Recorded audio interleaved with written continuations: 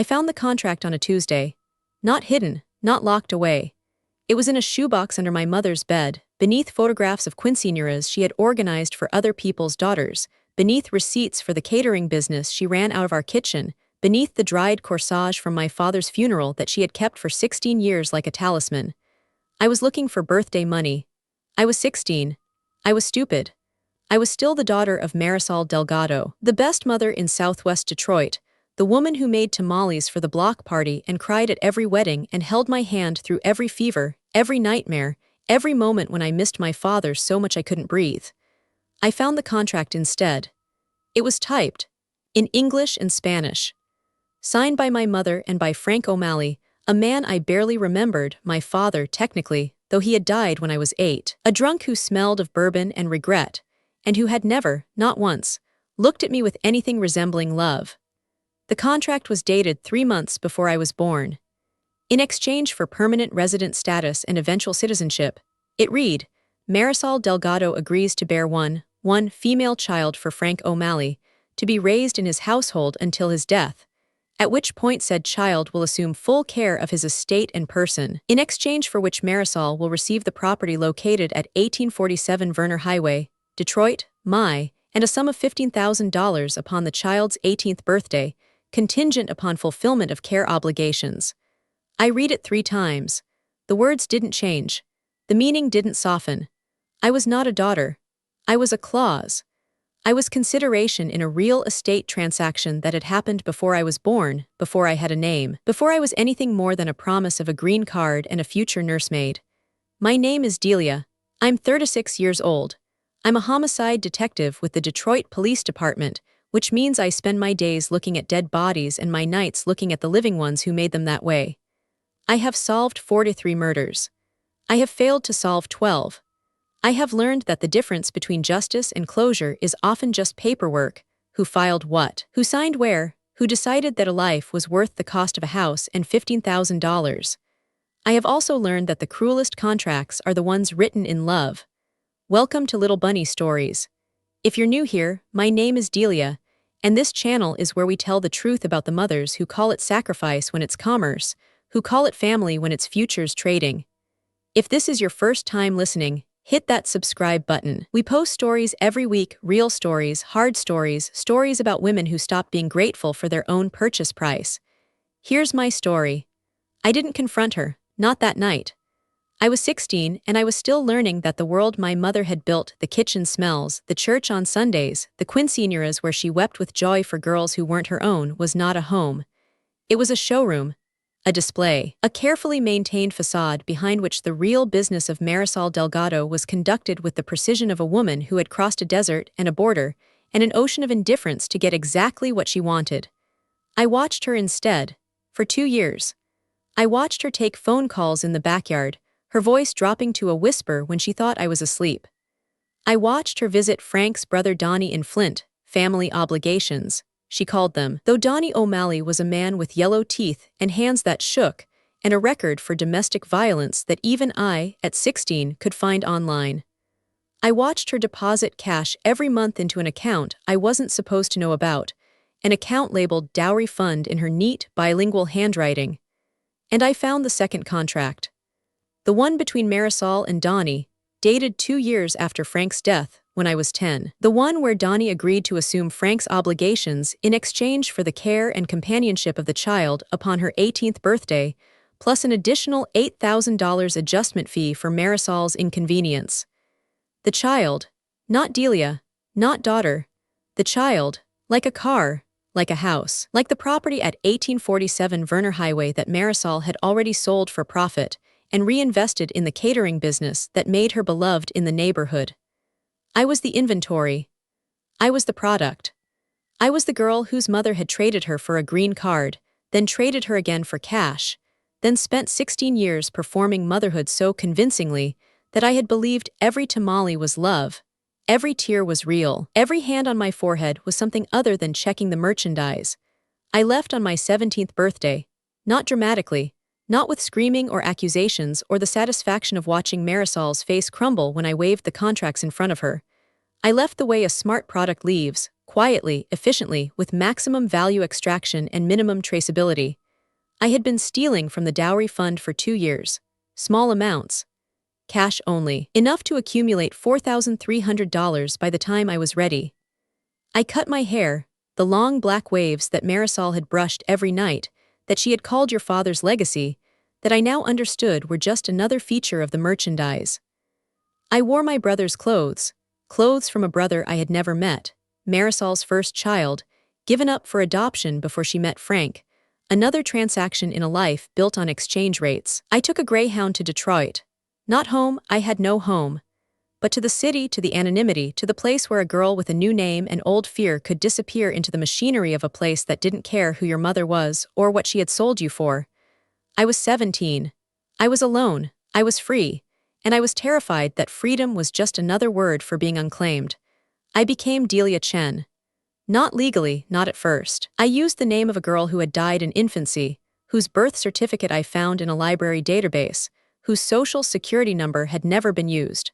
I worked nights at a diner. I got a GED. I applied to the police academy because it was the only place that would take someone with no history, no family, no past, just a willingness to follow rules and a capacity for violence that surprised even me. I was good at the academy, not because I was strong or fast or particularly brave. I was good because I had spent 16 years reading a woman who lied for a living. I knew the tells, the micro-expressions, the vocal shifts, the way a story changed in the retelling. I knew that the most dangerous criminals were not the ones who snarled but the ones who wept, the ones who made you want to believe them. Marisol had taught me that. Inadvertently. Completely. The way you teach a child the alphabet by leaving blocks scattered on the floor. I graduated. I became a patrol officer. I became a detective. I specialized in cases that other detectives avoided, the ones with immigrant victims, with undocumented witnesses, with families who wouldn't talk because they had learned, in countries I had never seen, that the police were not their friends. I learned to speak without a badge, to listen without a notebook, to build trust the way Marisol had built her catering business. One tamale at a time, one favor at a time, one relationship that was real enough to support the weight of the ones that were fake. I built a life. I bought a house, small, in a neighborhood that was improving, with a porch where I sat and watched children play and tried not to think about what their mothers had traded for their safety. I dated women, carefully, briefly, always ending things before they could ask about my family, my childhood, the shoebox under the bed that I had never stopped seeing in my dreams. I didn't look for Marisol. I didn't look for Donnie. I told myself that the past was a closed case, that the statute of limitations on my childhood had expired, that I was a detective now and detectives don't solve their own crimes. I told myself a lot of things. The call came at 3:47 a.m. I was already awake, insomnia, the detective's companion, the habit of listening for sounds that don't belong. The voice on the other end was my partner Marcus, and he sounded like he had swallowed something sharp. Delia, you need to come to Flint. Motel 6 off I-75. Female juvenile, Hispanic, 15 years old. Strangulation and, Delia, there's a note, with your name on it. I drove. 80 miles per hour on I-75, the highway I had taken to escape, the highway that had carried me away from a life I thought I had buried. I didn't think about the note. I didn't think about what it meant. I just drove, my hands steady on the wheel, my mind already constructing the scene, the body, the story that I would have to tell. Sophia was on the bed. Fully clothed, a dress that was too old for her white, with lace that might have been for a quinceañera that never happened. Her neck was bruised in a pattern I recognized. Not from training, from memory. From the night Donnie had shown me his training collar, the one he used on his dogs, the one he had laughed about while Marisol smiled and said, "Donnie is just joking, Mija, he loves animals." The collar had left marks. On dogs, on girls who didn't obey, on merchandise that was damaged but not yet unsellable. The note was on the nightstand. Typed. In Spanish. Detective Delgado, she was difficult like you, but less lucky. Check the mother. I didn't touch it. I didn't need to. I knew the handwriting, not literally but spiritually. The precision. The cruelty dressed as observation. The signature of someone who had been watching me for longer than I had been watching myself. I looked at Sophia's face. She was 15. She had Marisol's cheekbones. Not literally, I would learn later that she wasn't biological, that she was another transaction, another immigrant mother's desperate trade. But she had the look. The look of a girl who had been raised to be grateful, to be pretty, to be useful. The look of inventory that had failed its quality control. I turned to Marcus, who found her maid this morning, but Delia, the manager, says she's been registered for 3 days. Under the name Marisol Delgado. I didn't flinch. I had learned not to flinch. My mother, your mother, was here, is gone. Left a body and a note.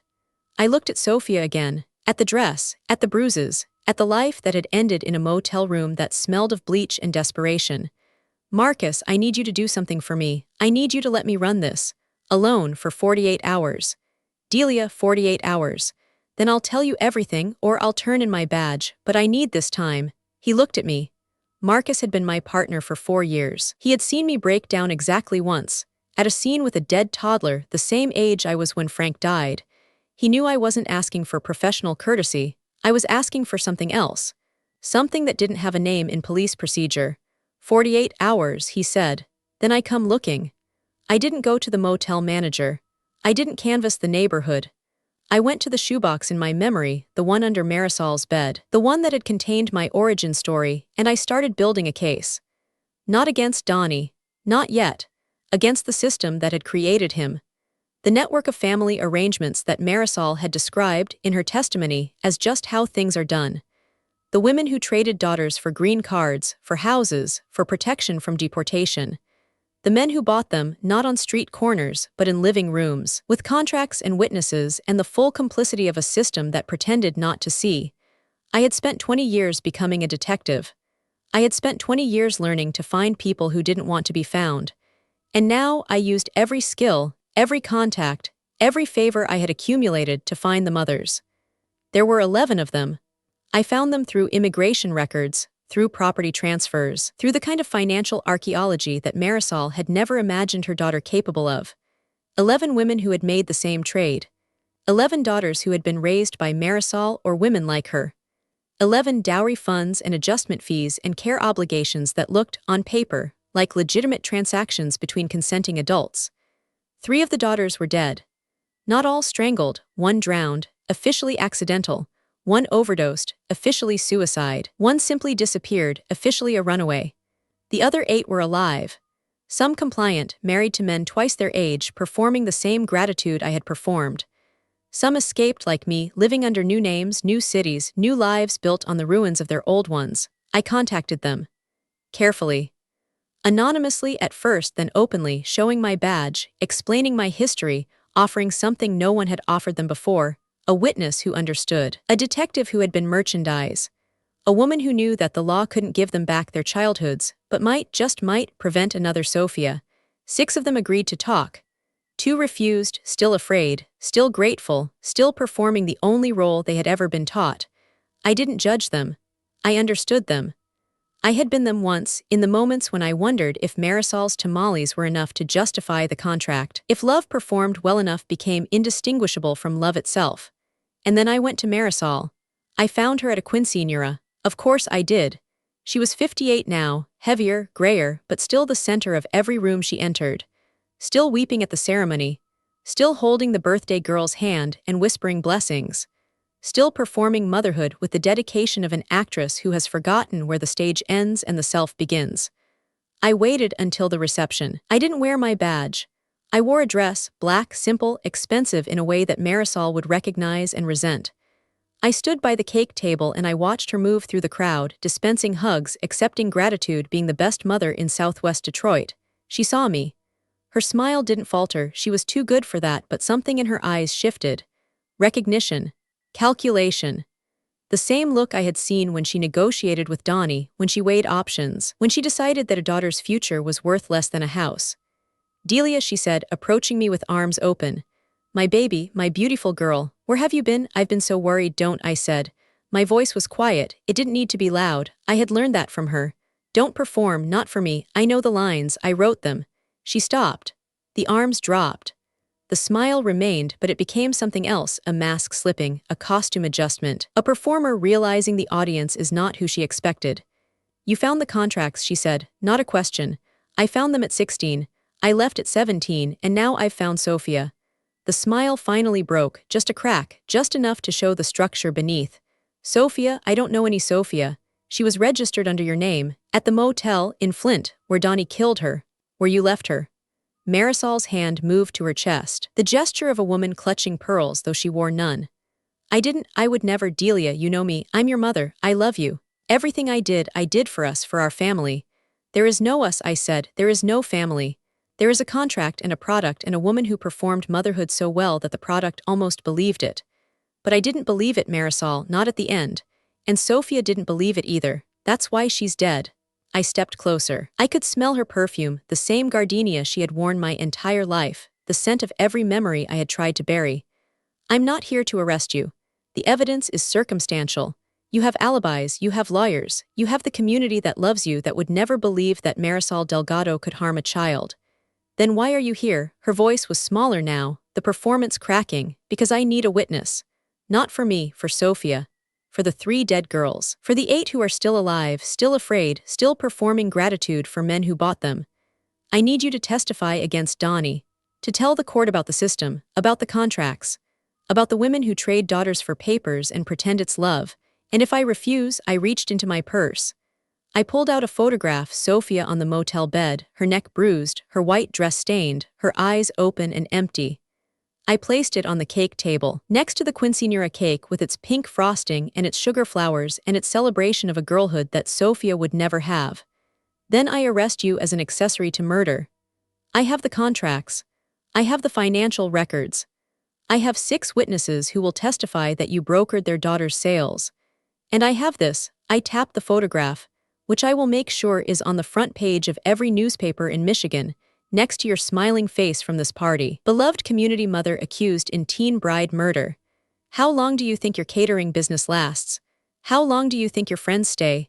How long before the women who trusted you realize that their daughters were just inventory in your warehouse? Marisol looked at the photograph. For a long moment, I saw something in her eyes that I had never seen before. Not guilt, not remorse. Grief. Real grief for a girl she had known, had raised, had sold. The grief of a merchant who has lost merchandise, or perhaps, just perhaps, the grief of a mother who had performed the role so long that some part of her had become real. I'll need immunity, she whispered. You'll get it, for the testimony. Not for the contracts, not for the sales, not for what you did to me, but for Donnie, for the murders, for the system you helped build and that you will now help destroy, she nodded. Slowly, the nod of a woman who has spent her life negotiating and has finally realized she has nothing left to trade. One more thing, I said, when you testify, when you sit in that witness stand and tell the court about the contracts and the buyers and the girls who were difficult, you will look at me, not at the prosecutor, not at the jury, at me, and you will say my name, not the child, not the product, Delia, the name you gave me when you still thought I was worth something more than a house. She looked at me then, really looked. And for the first time in 36 years I saw my mother, not the performer, not the merchant, the 19-year-old girl who had crossed a desert and signed a contract because she believed it was the only way to survive. Delia, she said, and she wept. The trial lasted 3 weeks. Marisol testified for 4 days. She named names. She described the network, the women who recruited, the men who bought, the lawyers who drafted contracts, the doctors who falsified records. She described Donnie's preferences, his training methods, his disposal of merchandise that didn't meet standards. She described Sophia's resistance, her refusal to perform appropriately, her attempt to escape that had ended in the motel room with the collar and the bruises and the white dress that was never meant for a quinceañera. Donnie was convicted of 4 murders. He will die in prison if another inmate doesn't kill him first. The network collapsed, not completely, never completely, but enough. Enough that 11 girls were removed from arrangements. Enough that 3 states opened investigations. Enough that the word marriage in certain immigration contexts began to carry the weight of scrutiny it should have had all along. Marisol received immunity and deportation. She was sent back to Mexico, a country she had left at 19 that she barely remembered, that had no place for a 58-year-old woman with no family, no community, no skills beyond performance and transaction. I didn't watch her plane leave. I didn't say goodbye. I just received a call from ICE confirming departure and I hung up and I went back to work. But she didn't disappear. Not completely. A year after the trial, I received a call from a border station in Texas. Marisol had been caught trying to cross back. Illegally, desperately, alone in a country that had taken her daughter and given her nothing in return. I didn't go to get her. I didn't intervene. I sent a package, a photograph of my badge, a copy of the trial transcript, and a note in her handwriting, copied from one of the contracts. The child will assume full care of his estate and person. Below it, in mine, you taught me that borders are for negotiation. Now learn that some borders don't cross twice. She didn't try again, or if she did, I never heard, and I stopped listening. I didn't keep my badge. Not because of Marisol, the department cleared me of any conflict, ruled that my involvement had been necessary, even commendable. I kept the badge. I kept the job. I kept solving murders, finding the dead, speaking for those who couldn't speak. But I started something else. Not a shelter, there were shelters. Not a hotline, there were hotlines. I started a fund. The Delia Fund. Not for rescue, for pursuit. For the investigation of family arrangements that looked like immigration assistance but functioned like human trafficking. For the exposure of mothers who sold daughters and called it sacrifice. For the documentation of a system that pretended not to see because seeing would require admitting that the American dream had a price tag, and that price tag was often wearing a white dress and a bruised neck. We don't arrest the mothers. That's not our job. We expose them. We take away the one thing they have left, the mask of maternal sacrifice. We publish their names, their contracts, their transactions.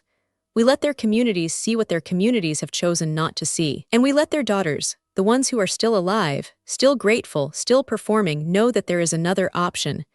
That gratitude is not a legal obligation. That love performed is not love. That a contract signed before you were born is not a destiny. I'm Delia. I'm 37 years old.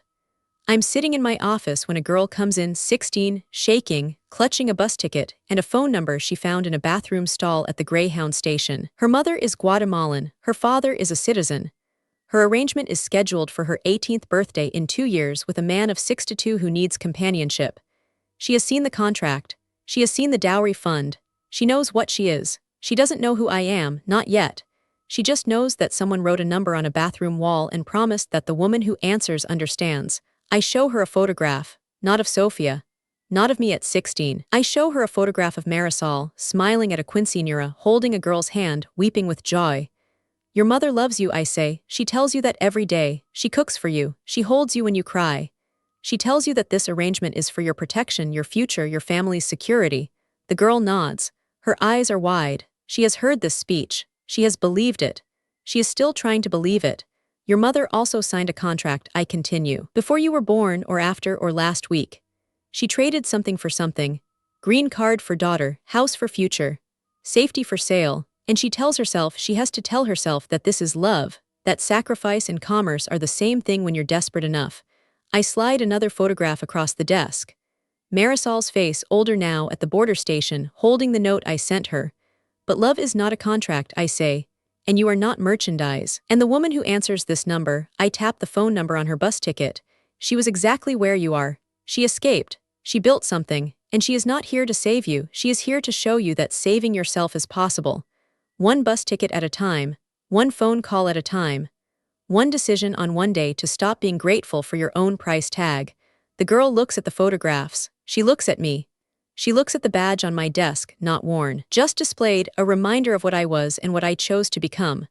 What's the first step? She asks. I smile. It's not a warm smile. It's the smile of a woman who has learned that warmth is something you earn, not something you perform. The first step is knowing that the contract is not destiny. The second step is choosing to break it. And the third step, I hand her a new bus ticket, a new phone number, a new name, is walking through the door that opens when you do. She takes the ticket. She doesn't thank me, not yet. She just stands up and walks out and I watch her go and I think she may not make it. They don't all make it. Sophia didn't make it. But some do. I did. And everyone who does is a crack in the ceiling, a loosened screw, a window that opens onto something other than the room where they were told to be grateful. If you're listening to this and someone traded you for a house, for papers, for safety, for love that was never love, I want you to know the contract is paper. The signature is not your soul. And the woman who learns to read the fine print can learn to write her own. You are not the dowry, you are not the adjustment fee, you are not the care obligation. You are the detective, you are the witness. You are the one who finds the bodies, who speaks for the dead, who builds a door where there used to be only a wall. See you in the next story.